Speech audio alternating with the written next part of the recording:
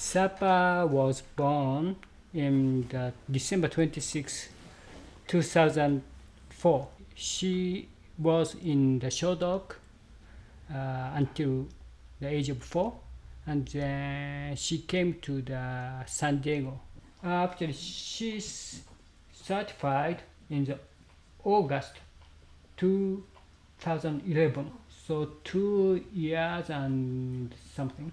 Therapy dog training is they bring a wheelchair and then walkers, and some will make a sound in the hospital. Therapy dog should not afraid of that equipment.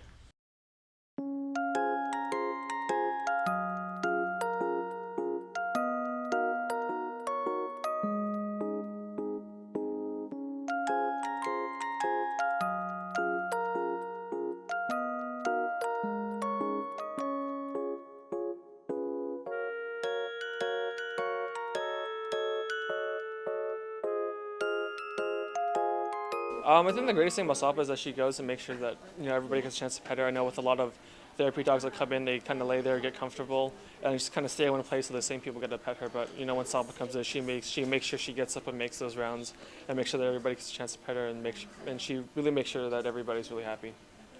She's also really cute. She just kind of lays there, just stares at you while you're petting her, and just really calm. So I think that's great.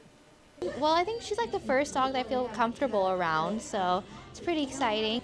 I mean, I just think like the way, like the fact that she's really calm, and like when you pet her, you just feel more de-stressed. I don't know, that I can't really explain it, but just her presence, I would say.